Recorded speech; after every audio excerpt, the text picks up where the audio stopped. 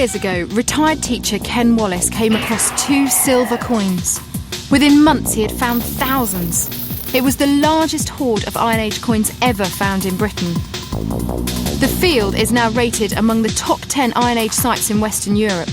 But its discovery had to stay top secret for over 2 years, and only now can we tell his story.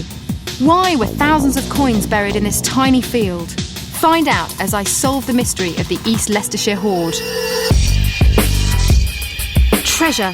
It's all around us. Look at that! Every day, new finds are bringing our history to life. I think we've got a find over here. I'm Miranda Kristovnikov.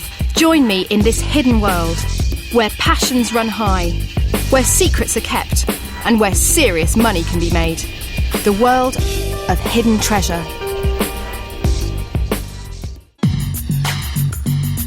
Ken Wallace is a field walker.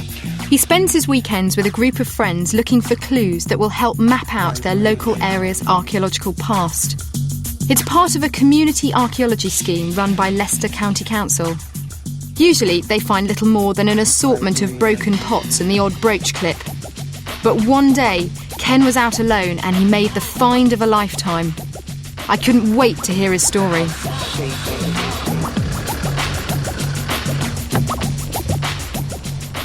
We'd field walked this with the local field walking group. There was an area that had some bones in it. We weren't sure what they were. So I came back about a week later.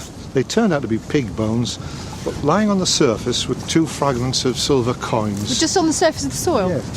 And these were broken coins, were they? These were broken fragments. Right. But I could immediately tell, because of the shape of them, that they were Celtic.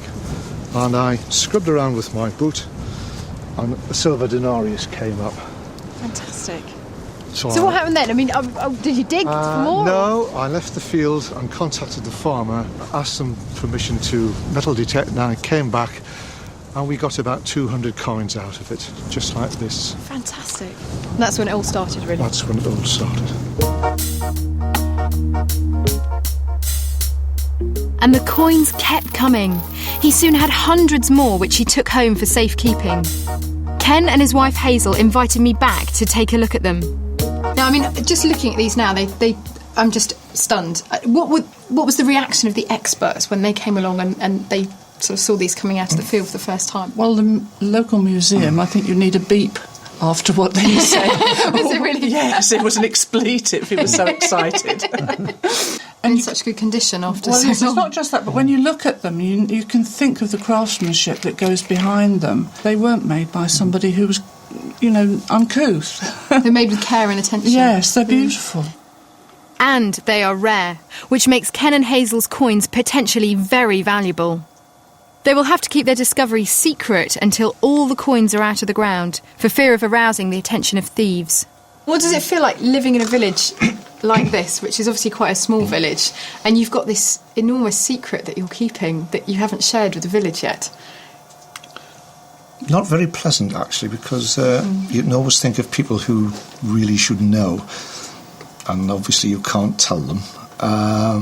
That's been very difficult to live with. It's made us seem like very boring people because we've not been able to tell people what we're doing. But they had told the county archaeologist, and Ken and Hazel's prompt action gave a team from the University of Leicester a rare opportunity. They were able to excavate whole groups of coins from the ground and look for nearby clues. They found 15 different caches of coins. One of them was found close to a mysterious lump of metal. The whole block of earth, including the metal, was sent down to the British Museum for examination under laboratory conditions. Every fragment was a vital clue. And, for good measure, they also sent down a lump of soil studded with coins. British Museum conservator Marilyn Hockey had the job of separating the soil from the coins. There's so many coins on this site, and we've had 2 large blocks of soil brought to us containing coins, containing other fragments. You could see there were lots of coins in the block, and in fact when you look at the x-ray it's absolutely full of coins. The conservation staff at the British Museum were stunned. X-rays revealed hundreds and hundreds of coins trapped in the mud. There's much more in there. They also gave a tantalising glimpse of the metal object in the soil. What was it? A bowl? A cooking pot? Might it even be a helmet? Once I've worked down, we'll be able to get all the fragments out and see exactly what we've got. The painstaking task of scraping away the soil to reveal the whole object was conducted with little more than a toothbrush and a scalpel. Meanwhile, the British Museum also had to write a report on the hoard. This was for the coroner, who was required by the Treasure Act to rule whether the hoard was officially treasure. So Ken and Hazel brought down the latest batch of coins. As much as they'd like to, Ken and Hazel can't hold on to their coins for very long. They have to bring them here to the British Museum for coins expert Jonathan Williams to catalogue and identify in readiness for his report to the coroner. And the time to hand those coins over has come.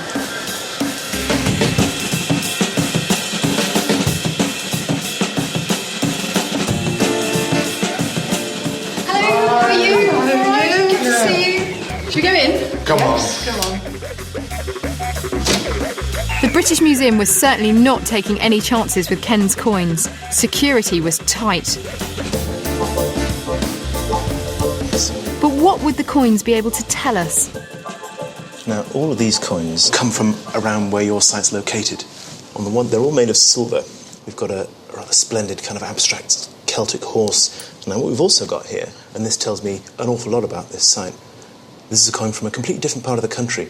This is a coin made by a tribe that we think were called the Atrebates, and they lived around the area of modern Hampshire. Now, what the presence of this coin and this other one, which again, from south of the Thames all the way up in Leicestershire, tells me is that this is a site with countrywide connections. Jonathan went on to show how coins could be used to create a tribal map of Britain. Each coin represented an individual tribe, some bearing the name of their leader. Others featured animals that were important to the tribe, like the wolf was to the Iceni and the boar to the Coriol Tauvi. But most popular of all was the horse.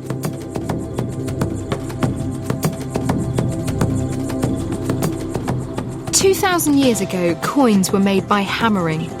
A coin blank was placed between two metal dies, each bearing a tribal symbol. All this was placed in a wooden collar to stop the coin moving.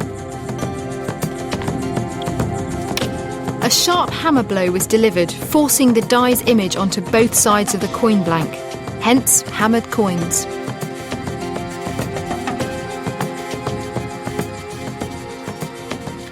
Now, these coins, are they like the coins that I'd use to buy stuff with? I bet that some of the times they were used for buying and selling things. But one of the things about coins in Iron Age Britain is that we tend to find them on religious sites. Looks like these coins are deliberately put here as a way of devoting money, giving money over to the gods. Now, what is so important about this hoard?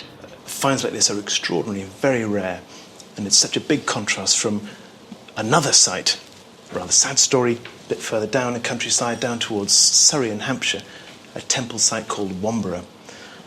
Archaeologists got wind of this site only after the thieves had unfortunately ransacked the place.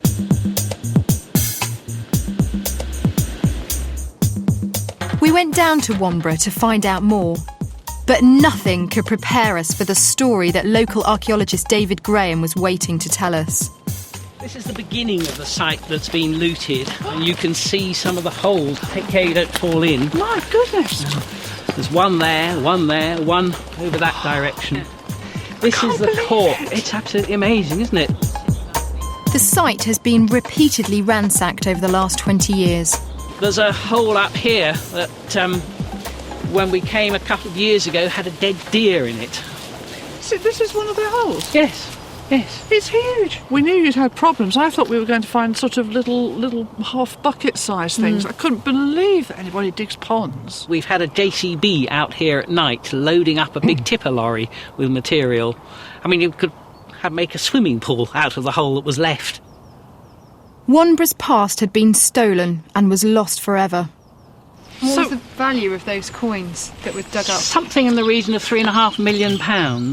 There could be no clearer reminder about the need to keep quiet about Ken's find. Now seeing the devastation on this site, how do you feel about the importance of keeping your site secret? Well, we've made a lot of people miserable, I suppose, by not telling them. But now I'm glad that we haven't told them. Oh, it's made the awful effort of keeping the secret worthwhile. Yes. Yeah. Ken and Hazel's speed of action and secrecy had protected their site, but they couldn't keep their secret forever. They had to get all the coins out of the ground before looters got wind of the hoard. So we headed back to the site to finish the job. I wanted to help, so I asked Ken for a quick metal detecting lesson. This is what we call a motion detector, but when you go over an object, it will give you a noise. Detectors work by creating a magnetic field that penetrates the ground. If something metallic gets in the way, a signal is sent back and the detector gives out a warning sound. And try and overlap the sweeps. I soon got into the swing of things, and within seconds I had a signal. I think it's just there. You sure? Yep, right in the centre there. Break it in half. Okay. That's And this is going to be a bit of rusty nail, is it? more than likely. Oh, hang on, it's not my ring, is it? Hang on a second. Cut. Lesson Hang number on, you one. do it. Okay, right, you do it. Lesson There you go. Can I hand it to the expert? God, I'm such an amateur. Can you open it? Oh my God, look at that! Wow! Fantastic! Look at that, that's beautiful silver. So is that one of your Iron Age That is coins? indeed. Just talk me through. What's that on the back? You can just see a little horse at the size of a little fingernail. Wow, that's just made my day, month, year. Right, That's now amazing. you should check the area again to make sure there weren't two. Okay. Do you want to just dig there? Oh, very strong, very strong. I can see it. Look at that. Sticking out of the earth. It's another little gem. So these coins are everywhere. I mean, that's two in just a few metres. You've hit a good That's spot. amazing. Look at that. Meanwhile, the archaeologists were completing a geophysics survey. Geophysics works by measuring tiny changes in magnetic fields. The results are used to map out possible underground structures. And the results were encouraging. There was a chance that Ken hadn't just discovered the largest hoard of Iron Age coins in Britain, he may also have discovered a temple complex as well. Archaeologist Vicky Priest painted the picture for me. She began by showing exactly where the main coin hoards were found. We had a linear trench running along here with an entranceway in the middle, about here. And then we had the coin hoards, 13 of them, and these were situated about there. And then over here we had, just about there, we had something, a big mass of iron, which we think is a bowl or a helmet of some kind. Vicky thought that the coins had been placed at the entrance to a rectangular temple complex. If she was right, the entrance would hit two ditches to the north and south, with an easterly ditch completing the rectangle. I left Vicky and her team to look for the rest of the entrance ditch. It was now time to see what was coming out of the soil block, so I took Ken and Hazel down to the British Museum to take a look.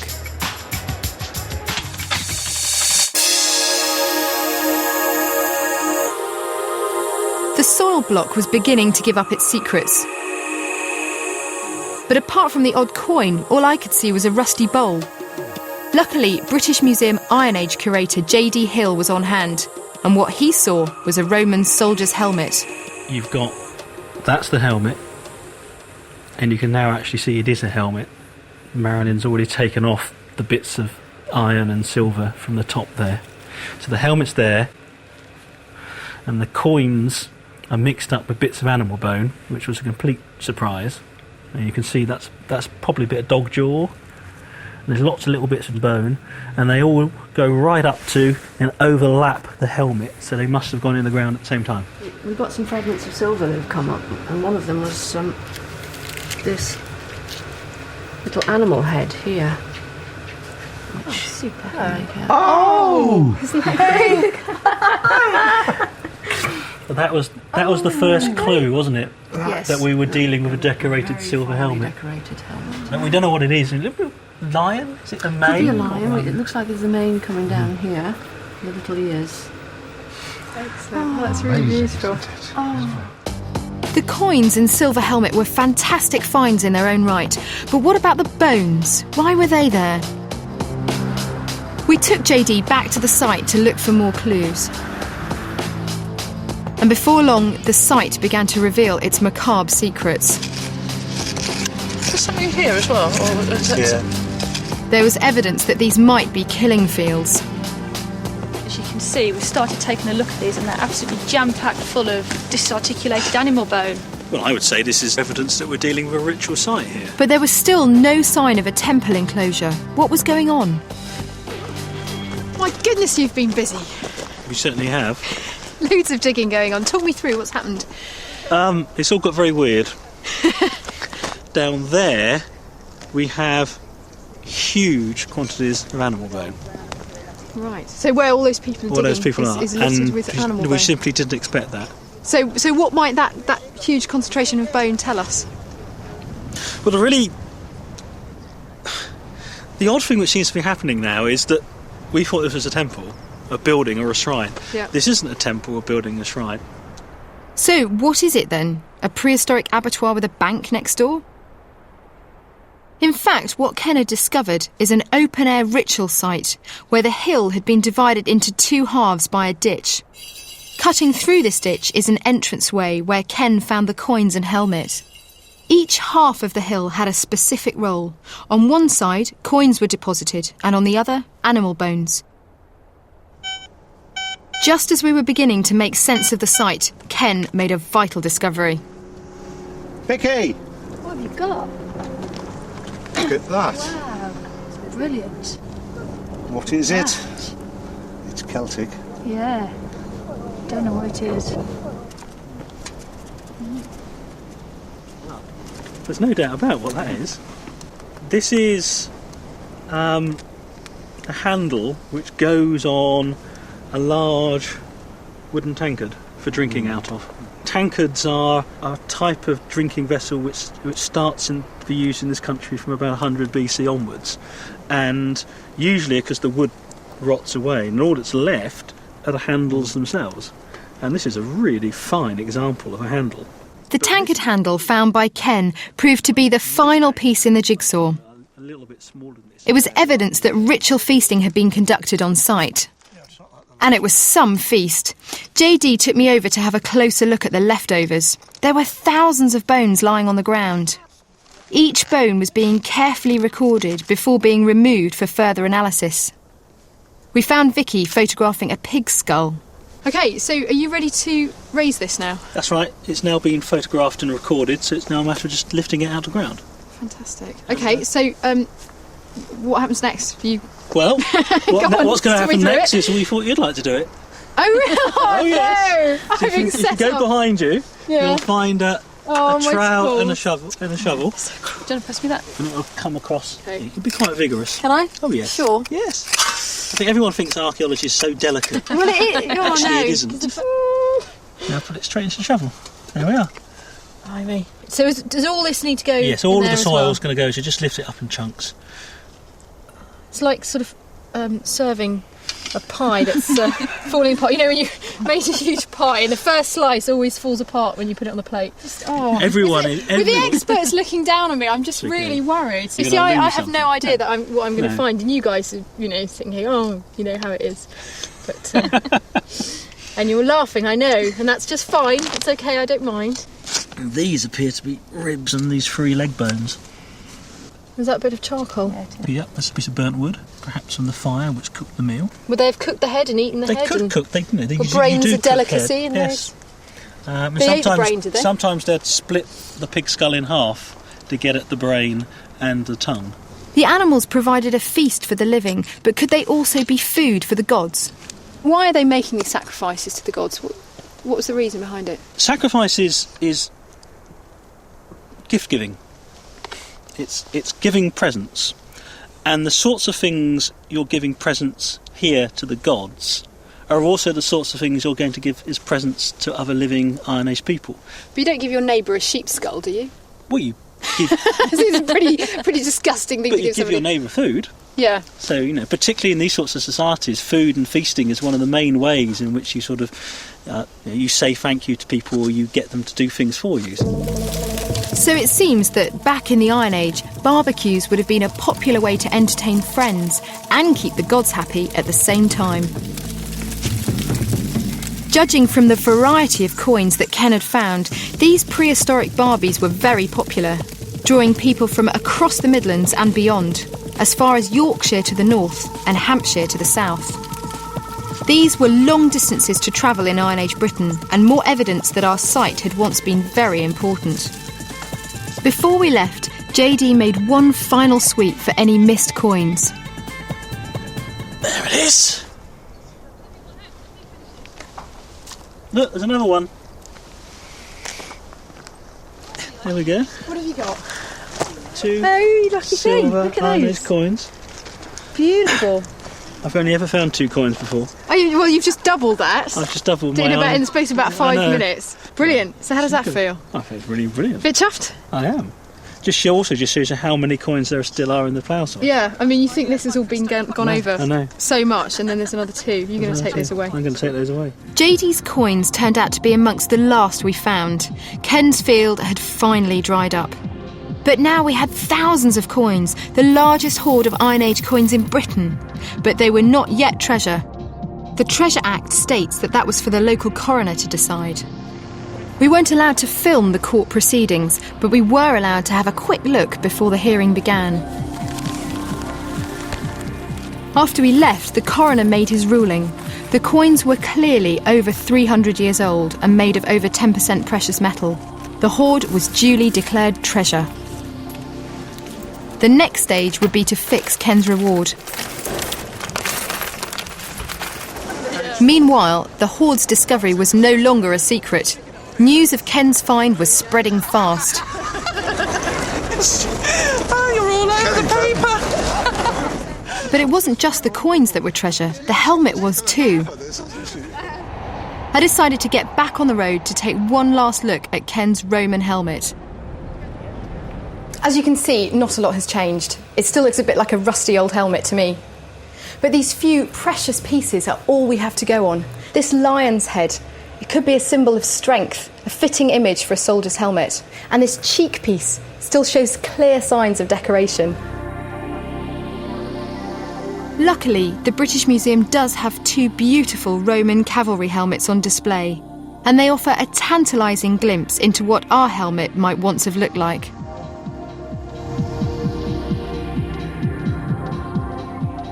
We may never know when the helmet and the coins were put into the ground. All we can say is that it was sometime close to the Roman conquest of Britain in AD 43. This would have been a terrible time for Iron Age Britons. They were faced with the terror of a foreign invasion. If there was ever a time to throw thousands of coins into the ground as an offering to the gods, it was then. So that takes care of the helmet, the coins and the bones. The next step is for the British Museum to help try to acquire the hoard for the nation, but that could be expensive. According to the newspapers, it could cost £350,000. Meanwhile, Ken and Hazel had an opportunity to make one last journey with their prize finds.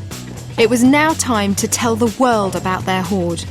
But first they had to find their way through a network of secret passages beneath the British Museum as the world's press awaited.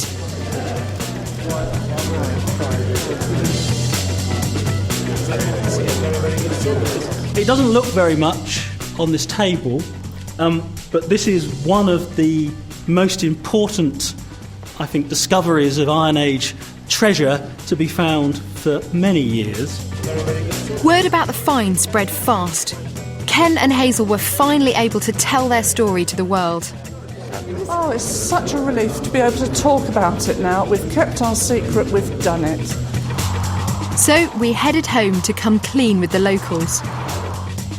Ken and Hazel have managed to keep the secret for 2 years, and finally the time has come to tell the village exactly what's been going on. We invited everyone to a meeting at the village hall, but I can't tell you which village because that's still got to stay a secret. JD's here to help tell the story. He begins by setting the scene. This discovery dates to about 2,000 years ago. This is the period of British history we call the Iron Age. And this is the period which comes to an abrupt end when the Romans arrive in AD 43, and if you're an Iron Age expert, spoilt everything. I don't like the Romans. Now, we do get quite a few Iron Age coin hoards every year. So what was special about this one? Coins were coming up in huge numbers. We now think there's at least 3,000. Just to give you some sense of scale, until this came along, only 32,000 Iron Age coins had ever been found in the whole of Great Britain. So this has added 10% extra to our coins. If that wasn't good enough, the animal bones came up. There was more bone in the soil than there was soil. Huge quantities of animals are being eaten on this hilltop.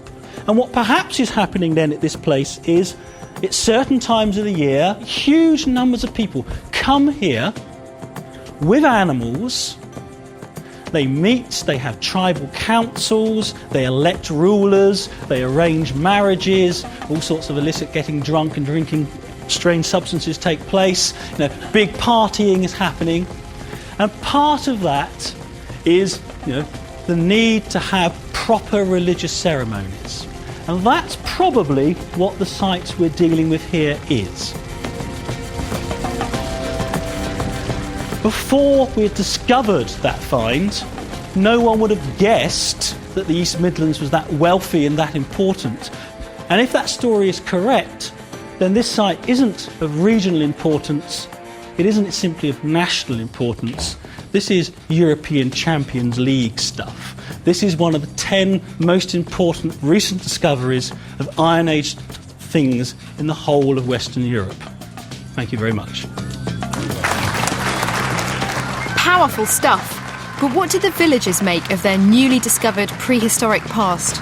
Are you quite sort of shocked with the size? The size of it, yeah, the amount of it, yeah, it's amazing. We just didn't expect anything so large and important. It's absolutely tremendous and so exciting. Did you have any idea about what was going on? No, I thought someone was building a bypass or something awful when I saw the portal. So you knew there was some digging going up on the Oh yes. I'd kept my eye on it, but I think it's absolutely wonderful. We left the villagers to digest this heady mix of prehistory and took stock of the situation in the local pub. Ken, where does it all go from here? Back to field walking, but we're going to walk the other side of the field where all the good stuff is. Yeah, in the hope of another find? Oh yes, ever hopeful, yes. And what about you, JD? Well, first job, we're going to work out which museum is going to want to try and acquire this find, and then an awful lot of form filling to apply for the money to make sure the museum gets it. And what happens if you don't raise that money? If a museum isn't successful in raising money, then the fine goes back to Ken and the landowner. So it's just money you want? A lot of it. Oh, well, let's make a start.